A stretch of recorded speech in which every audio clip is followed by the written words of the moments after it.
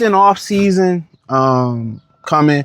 But man, football is approaching quick, fast, and in a hurry. 1 second. It's approaching quick, fast, and in a hurry, fellas. So I'm always stay dedicated. The foundation of this channel was Motor City Lion Talk. I changed it to Motor City Sports Talk. So we're gonna always go back to the foundation. I'm always gonna throw links to my Lions people, man. So even though it's the heart of the Pistons going crazy and all that, the Tigers downfall, the foundation of the platform of the channel is, the Detroit Lions. So I read on Twitter, and I put it on the screen, that ESPN said Drew Petzing would have the biggest impact on the Detroit Lions in 2026 season. And I agree. I also think, what's brother Calvin Shepard's second season. A lot of people was, skeptical about Calvin Shepard, and I don't think he did. I think he did a great job last year. I mean, they struggled with mobile quarterbacks. They shut that down, that notion down. I mean, he didn't have much to play with. I just don't really understand what people don't look at the personnel and what you want him to do. They want him to make wine, out of sewage, out of sewage water. Like, no. You need, and it's a player-run league. Like it or not, it's a player-run league. You need players. So hopefully this year they're banking on Elaine McNeil coming to form. Aiden Hudson, second year removed off the injury. They banking on DJ Wanham. They banking on Jack Campbell taking over some linebackers. They banking on having their safeties back. That way they linebackers don't have to cover as much. They banking on Terrion Arnold. They banking on, Ennis Rackstraw, the safety from the Bucks, the brother from the Rams, and DJ Reed. I mean, on paper it always looked good defensively, and it always starts. So even versus the Packer game, they wasn't that bad. Terrion blew some coverages that make it look worse, but in general, you need horses. But Drew Petzing, I mean, the thing is, it wasn't a sexy name. But when I did more research and people in the comment section, but I said, this is a great fit. You seen what he did with a similar quarterback with Jacoby Brissett. You see the range. What he was able to do with Kyler Murray. What he was able to do with Jacoby Brissett. You seen him when he had, when they had a run game, whether it was from shotgun, they were successful with James Conner running the football. You see the success he had with tight ends. Therefore, they want to pay Sam Laporta because Sam Laporta going to be doing the damn thing because that's what he's known for.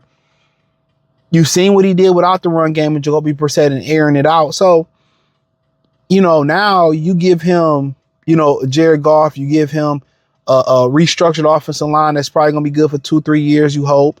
That, the quicker they gel, the better. You give him a Jahmyr Gibbs, you give him Isaiah Pacheco. Hopefully Sonoy Vaki can contribute out the backfield this year too. You give him Sam Laporta, one of the better tight ends. See what he can get out of J-Mo, because that's been shaky. Only person really get much out of J-Mo is Dan Campbell. People don't talk about it enough. See what he do with Amon-Ra St. Brown, Tesla. You know what I'm saying? So his structure, his work ethic, his system, his experience, and what he wants to do is run the ball and get downhill and run the ball. And also he can air. His range or his versatility is very underrated. And his ability to really want to be two tight end sets and that being a foundation and run the ball down the throat, that's going to help the offensive line gel faster.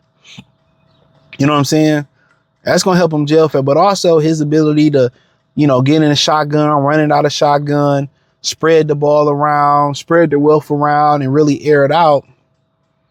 I just looked at it I took the name off of it. You know what I'm saying? Some people, they buy things off name. Oh, this name brand of Mary jeans, and they made in the same factory as Wranglers. So kind of when you start kind of looking at it, you just got to look at the resume. You got to look at the circumstances.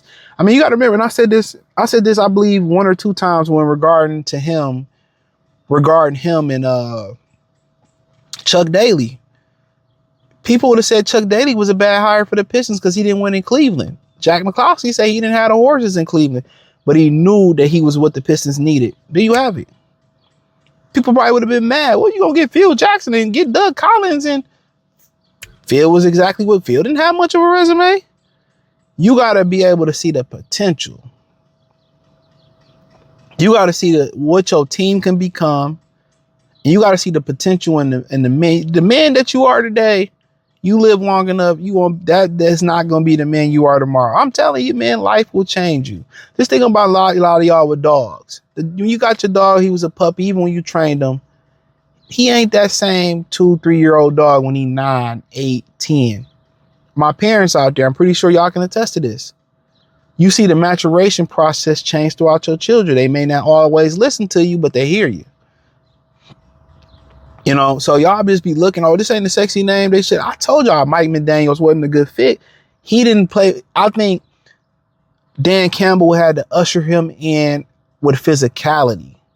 They want to be a physical football team. And if the foundation of especially after John Morton, if your foundation ain't being physical, you can't be the offensive coordinator of the Lions.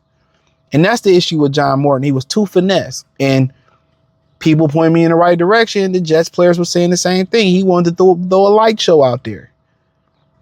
And they played in the cold. I think Dan Campbell understands the baseline for offensive coordinator is being physical. And Drew Petzing also was a flamboyant type where spreading the wealth around, spread offense, spreading it all around. He showed I could air it out. I could run the ball. He showed range. But the baseline for as long as Dan is here, the baseline for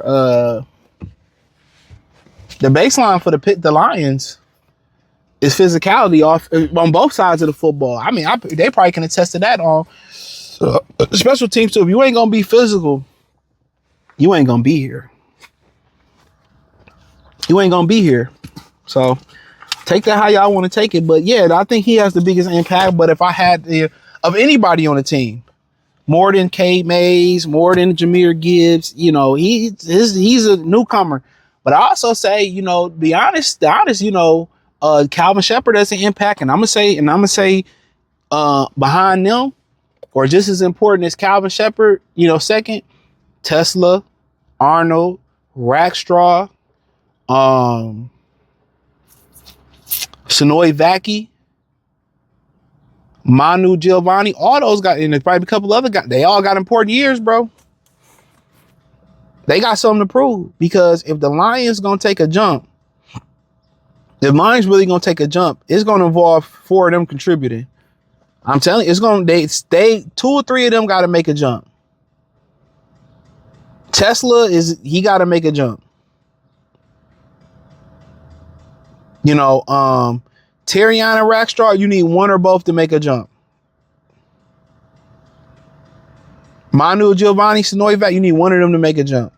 Now, if you get them all to make a jump, shout out to you. But hey, hit the link in the description and say find me everywhere. Cash App, Venmo, PayPal, Anchor, Cash App, whatever I'm at. Facebook, Instagram. Appreciate the love, support. Check out Detroit Lions Talk playlist. Peace.